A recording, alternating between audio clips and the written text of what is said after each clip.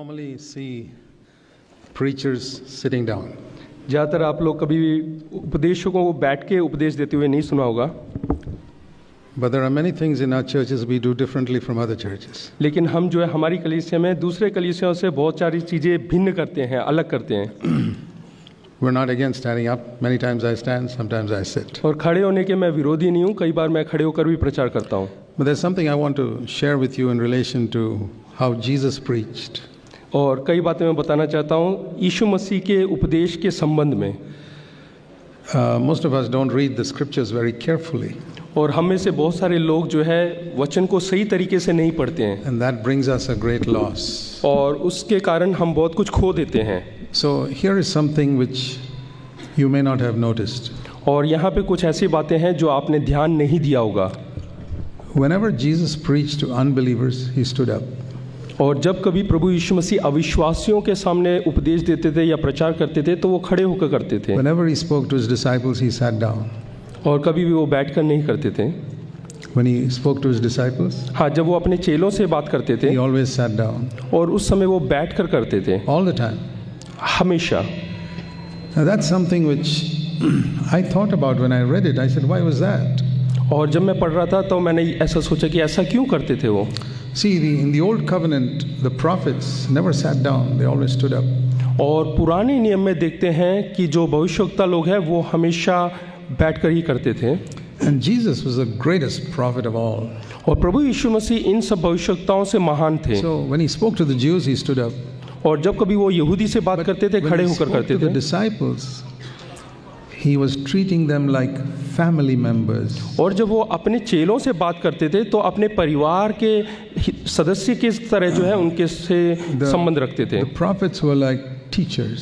और जो भविष्यवक्ता लोग हैं वो सिखाने वाले शिक्षक थे। And we have seen in our schools, a teacher always stands up. और हम अपने क्लासरूम में देखते हैं कि शिक्षक हमेशा खड़े होकर सिखाते हैं। I've heard nowadays some lazy teachers sit down, but usually teachers stand up. हाँ, अगर जो कोई आलसी शिक्षक होगा तो वो बैठेंगे, नहीं तो मैंने हमेशा खड़े होकर ही देखा है। But when your father sits around with you at the dining table and speaks to you, he doesn't stand up. हाँ, अगर जो आपके पिताजी आपके साथ खाना करने के लिए, भोजन करने के लिए बैठे हैं तो वो बैठकर ही करते हैं। So this is what Jesus was teaching. और यही प्रभु यीशु मसीह भी सिखा रहे थे by his action, अपने कामों के द्वारा, that I am building a family, कि मैं एक परिवार का निर्माण कर रहा हूँ, not a school. एक स्कूल नहीं। God is not a teacher, he's a father. प्रभु यीशु मसीह जो है, परमेश्वर जो है, वो एक शिक्षक नहीं, वो एक पिता है। And every father in a family must show God as a father. और हर एक पिता जो है दिखाना है कि परमेश्वर हमारा पिता है। And every elder in a church must demonstrate the nature of God as the father of a family. और हर एक बुजुर्ग को भी जो है दिखाना है कि वो इस परिवार के जो एक पिता है करके। So this is what is missing in a lot of churches. और यही चीज बहुत सारी कलीसियाओं में नहीं पाया जाता। Many churches are like an organization, not a family. और ज़्यादातर कलीसिया जो है वो परिवार नहीं, कोई ऐसा संस्था की तरह है। Or like a school where people are being taught. नहीं तो एक स्कूल की तरह है जहाँ पे बच्चों को सिखाया जाता है। And many church meetings are like a theater where there's a performance. और या तो फिर एक कलीसिया जो है इस प्रकार से एक थिएटर की तरह है जहाँ पे जो है नाटक किया जाता है। The early churches started small and then grew. जो पहली शताब्दी की कलीसिया है वो छोटे से आरंभ हुआ और फिर वो बढ़ा। And they did not have the money to build meeting halls. और उनके पास इतना धन दौलत नहीं था कि वो मिनी हॉल बनाए। So if there was a church in a city like Rome, they'd probably be meeting in 10 or 12 different homes. और रोम में जैसे कि कलीसिया आरंभ हुआ, हो सकता है कि वो 10-12 घरों में इकट्ठे होते होंगे। And so it'd be very few people in each home. और हर घर में बहुत थोड़े से लोग इकट्ठे होते थे। And they would be led by a humble man who was an elder, who would be like a father.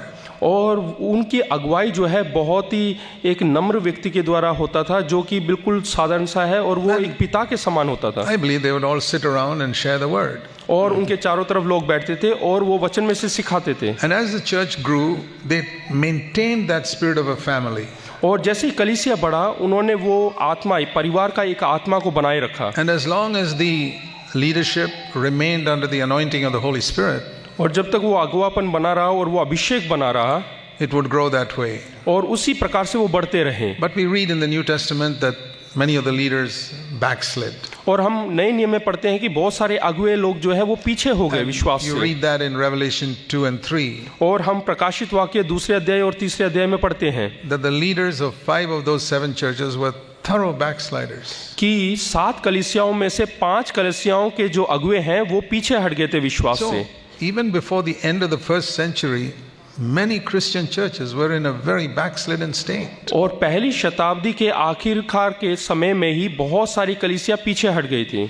You know, people speak of the first century church as if it was a very pure church. और लोग इस प्रकार से बोलते हैं कि पहली शताब्दी की कलीसिया बहुत ही पवित्र है करके. It was a very good church when it started. और जब आरंभ हुआ तो बहुत ही अच्छा था. But you read in Revelation 2 and 3, 5 out of 7 were in a pathetic condition. लेकिन हम प्रकाशित वाक्य की किताब में पढ़ते हैं कि 7 में से 5 जो कलीसिया हैं वो बहुत ही बुरे हालात में थे. The failure was with the leaders. और जो हार है, विफलता है, वो अगुओं के कारण हुआ. You know, if most of the students in a class failed, the problem is probably with the teacher, not the students. हाँ, अगर जो बच्चे फेल हो जाते हैं कक्षा में तो वो जो है अध्यापक के कारण होता है. So that's what we see in the early churches. और कलीसिया में भी यही हम देखते हैं. Paul once called the elders in Ephesus together. और पौलुस ने जो है एफिसुस के कलीसियाओं के अगुओं को बुलाया एक बार. And he told them, I've been with you for 3 years. और उसने कहा कि मैं तुम्हारे साथ 3 साल से हूँ. I never took any money from you. और मैंने तुमसे कोई पैसा नहीं लिया. I didn't want you to give me any clothes. और मैं नहीं चाहता कि तुम मेरे लिए कोई वस्त्र दो. I worked with my hands and supported myself. और मैं अपने हाथों से काम करता हूँ और अपने खुद का देखभाल करता हूँ. Every day I preach to you, often with tears. और हर दिन मैं प्रचार करता हूँ आंसुओं के साथ. And I proclaimed the whole purpose of God to you. I did not withhold anything. और मैंने परमेश्वर के हर एक उद्देश्य को तुमको बताया, कुछ भी मैंने अपने पास नहीं रखा. And now I'm going away.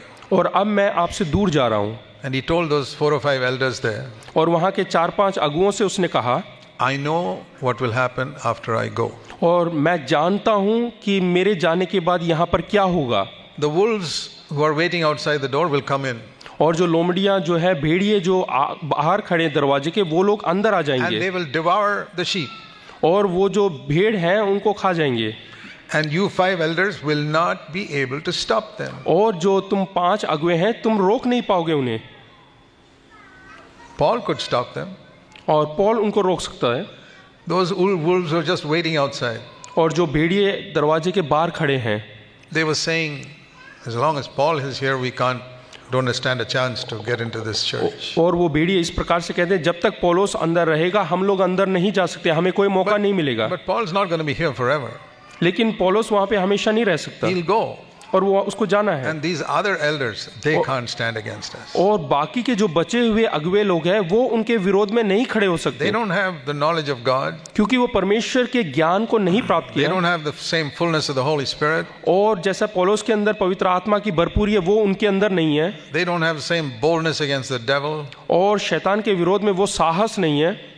And they all seek their own. और वो अपने ही मार्ग चुनते हैं. That's why Paul said to them, I know what will happen. Not only the wolves will come in. और इसलिए पौलुस कहता है कि मैं जानता हूं क्या होगा, ना केवल भेड़िए अंदर आएंगे. All of you will split this church into little groups and take them off yourself. और उसके बाद जो कलीसिया है उनको छोटा छोटा टुकड़ा करके बांट दोगे और ले जाओगे. This is the first century church. और ये पहली शताब्दी की कलीसिया. You read that in Acts chapter 20, what I just told you. और जो मैंने कहानी बताया है वो प्रेरितों के काम 20वें अध्याय में आप देख सकते If you हैं. haven't read it, read that sometime. अगर जो आपने नहीं पढ़ा तो उसको कभी पढ़िएगा. I'm just showing that to you to say that the only thing that can preserve a church is one godly man like Paul.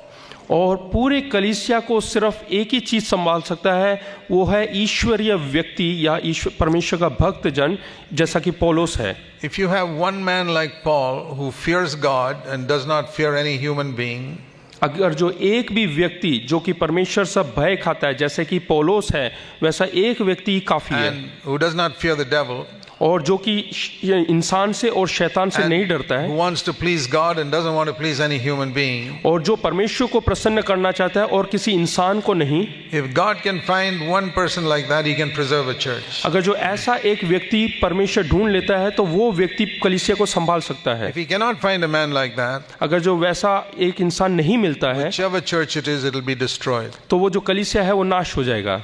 That is the great need of our time. और आज के समय की जरूरत यही है। And so I say, especially to all of you young people, और यहाँ के जवानों को मैं एक संदेश देना चाहता हूँ I hope from a very young age you will really seek to study the Word and get to know God. कि अपनी जवानी से ही आप वचन को पढ़ेंगे और परमेश्वर को जानने की कोशिश करेंगे, Know God personally. और परमेश्वर को जो है एक व्यक्तिगत तौर से समझे, And believe that God can do something wonderful even through a weak, stupid person like you.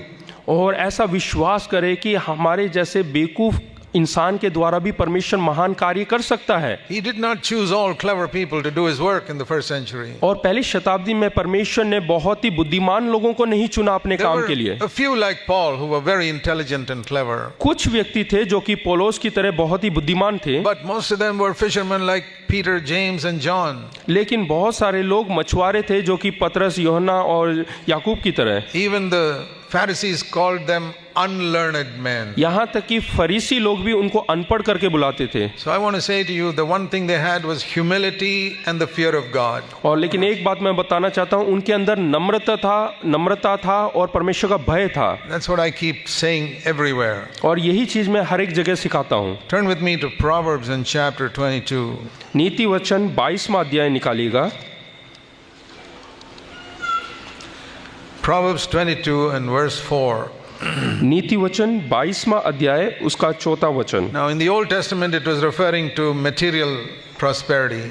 और पुराने नियम में जो है वस्तुओं की आशीष के बारे में लिखा हुआ है। But everything that's written in terms of material prosperity in the Old Testament, we can attribute it to spiritual prosperity in the New Testament. पुराने नियम में जो भी वस्तुओं की आशीष के बारे में लिखा हुआ है वो नए नियम में हम आत्मिक आशीषों को देख सकते So हैं। let me read it like that. तो इस प्रकार से हमें उपयोग में लाना है। The reward of humility and the fear of the Lord are spiritual riches, spiritual honor and spiritual life. नम्रता और यहोवा के भय मानने का फल आत्मिक धन, आत्मिक महिमा और आत्मिक जीवन है। For many years I have believed that. और काफी साल से मैं वही विश्वास करता हूँ। God wants only two things from me. परमेश्वर केवल दो बातें मुझसे चाहता है। He wants me to fear and reverence Him. वो चाहता है कि मैं परमेश्वर का भय मानूं और उसको जो है इज्जत दूं। There are two types of fear of God. दो प्रकार के भय होता है। One is the fear that God will hurt me. और एक भय ऐसा होता है कि परमेश्वर मुझे कुछ चोट पहुंचाएगा। I don't have that fear. मेरे अंदर वैसा भय नहीं है।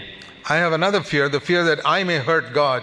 और मेरे अंदर दूसरे प्रकार का एक भय है, वो ये है कि मैं परमेश्वर को चोट ना पहुंचा दूं। That means I may make Him sad by something I do.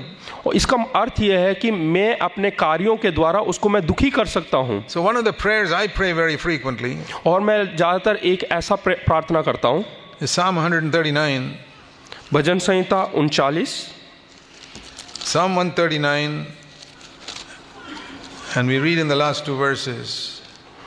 भजन संहिता 139 उसके आखिरी दो पदों को हम पढ़ेंगे। Search me, O God, and know my heart, and try me and know my anxious thoughts. यहाँ लिख, ए ईश्वर मुझे जांच कर जान ले, मुझे परख कर मेरी चिंताओं को जान ले, And see if there's any hurtful way in me. और देख कि मुझ में कोई बुरी चाल है कि नहीं। When it says hurtful, it's not a way that will hurt me, but a way that will hurt you, God. यानी कि यहाँ पे हम देखते हैं कि परमेश्वर को चोट पहुंचाना, ये इसका मतलब ये नहीं कि मुझे चोट पहुंचाए, लेकिन परमेश्वर को चोट नहीं पहुंचाना है। And the Living Bible paraphrases it saying, Lord, show me anything in me that's making you sad. और लिविंग बाइबल में इस प्रकार से लिखा है कि परमेश्वर उन बातों को दिखा जो मेरे अंदर है जिससे कि आप दुखी हो जाते हैं। Do you want to be ready for the Lord's return? और आप लोग जो है प्रभु यीशु मसीह के दूसरे आगमन के लिए तैयार होना चाहते हैं। That's our subject today. और वही हमारा विषय है। Here is what you must pray, even if you don't pray it regularly, that is the attitude of your heart, it should be this. हाँ, अगर जो आप ये प्रार्थना लगातार नहीं करते हैं तो भी आपके अंदर ऐसा एक स्वभाव होना चाहिए, एक सोच होना चाहिए कि मुझे परमेश्वर को दुखी नहीं करना। Where the unspoken cry of your heart every day, हाँ, हर दिन का ना बोलने वाला जो रोना है वो ऐसा होना चाहिए। Lord, show me, is there anything in me that is making you sad? कि प्रभु मुझे वो चीजें दिखा जो मेरे अंदर है जिससे आप दुखी होते हैं। I'm not afraid that you will hurt me because I know you'll never do that. और मैं डरता नहीं हूं कि तू मुझे चोट पहुंचाएगा, क्योंकि तू ऐसा कुछ नहीं करेगा। But I'm very afraid that I may hurt you लेकिन मैं बहुत डरता हूं कि कहीं मैं आपको चोट ना पहुंचाऊं, by दुखी ना something करूं, I do, कि मेरे कुछ कार्यों के द्वारा some unrighteousness in my financial dealings, या पैसे के लेन देन में कुछ अधर्मी काम, or I may hurt you by the way I speak to my wife. या फिर ऐसी कोई बातें जिससे मैं अपनी पत्नी से बात करता हूं, I may hurt you by the careless way I bring up my children. और बिल्कुल नज़रअंदाज तरीके से जो मैं अपने बच्चों का पालन पोषण करता हूं, उससे कहीं मैं तेरे को चोट ना पहुंचाऊं। Lord, I never want to do that. मैं ऐसा नहीं करना चाहता I परमेश्वर। may hurt you by the careless way I look with my eyes at something I should not be looking at. और ऐसी चीजें जो मुझे देखना नहीं चाहिए उसको देखकर मैं तुझे दुखी ना करूं। I don't want to hurt you. मैं तुझे चोट नहीं पहुंचाना चाहता। You suffered so much hurt for me on Calvary. और कलवरी क्रूस पे तूने मेरे लिए बहुत दुख उठाया, And it was my sin that nailed you there. और मेरे पापों के कारण तुझे ठोका गया। Ordinary nails cannot hold the Son of God on a cross. और साधारण से कील जो है प्रभु यीशु मसीह को वहां पर नहीं टांग सकता। There is no nail in the world that could hold the Son of God to the cross. और परमेश्वर के पुत्र को साधारण सा कोई भी जो कील है उसको नहीं वो रोक थाम सकता। No ropes, no nails. और कोई रस्सी या कोई कील। What was it that held him to the cross? और उस क्रूस पर किस चीज ने उसको वहां पे टांगे रखा? My sin. मेरे पाप, Your sin. आपके पाप। If it was not for that, he could have come down from those nails very easily. अगर जो ये कारण नहीं होता तो वो आसानी से वहां से कलवरी क्रूस से उतर कर आ सकता था। And the day I see that it was I who nailed Jesus' hand to the cross. और जो कील वहां पे तुझे गाड़े रखा वो मेरे पाप हैं। It was my unclean thoughts, मेरे जो है अशुद्ध विचार, my angry words, मेरे गुस्से का, क्रोध का जो शब्द my है, unrighteousness, मेरा अधार्मिकता, my pride, मेरा घमंड, the lust of my eyes, और मेरे आंख की the lust of अभिलाषाएं, my flesh, मेरे शरीर की अभिलाषाएं, my jealousy, और मेरा my जलन, bitterness, और मेरा my कड़वाहट, murmuring, complaining. और दूसरों के बाद शिकायत करना। These are the things that nailed Jesus to the cross. और इन्हीं सब बातों ने प्रभु यीशु मसीह को जो है कील में ठोका। When I saw that, जब मैं ये देखता हूँ, it made me hate sin more than any sermon against sin could have teach me to hate sin. और जब मैं ये सोचता हूँ तो कोई भी प्रचार से अधिक मैं पाप से जो है नफरत करता हूँ जो कुछ सिखाते हैं। You can hear fiery sermons against sin and you'll get scared against sin for 1 or 2 days. और बहुत ही भयंकर पाप के विरोध में प्रचार सुन के एक दो दिन के लिए आपके अंदर भय हो And सकता there है। are many sermons like that on the internet. और उस प्रकार के बहुत सारे जो है प्रचार होंगे, Maybe you've heard some sermons like that. और हो सकता है कि आपने सुना हो। How much effect did it have on you in the past? लेकिन आपके पूर्व काल में कितना असर उसने दिखाया? Maybe 1 or 2 days. हो सकता है 1 या 2 And दिन, then it wears out. और उसके बाद धीमे धीमे वो चला But जाता the है। day you see that it was your sin that nailed Jesus to the cross, लेकिन आप जिस दिन से ये देखोगे कि मेरे पापों ने जो है प्रभु यीशु मसीह को कील में ठोका है, then you will hate it. तो आप पाप से नफरत करने लगेंगे। You will see that you crucified Christ. आप देखेंगे कि आपने प्रभु यीशु मसीह को क्रूस पे चढ़ाया।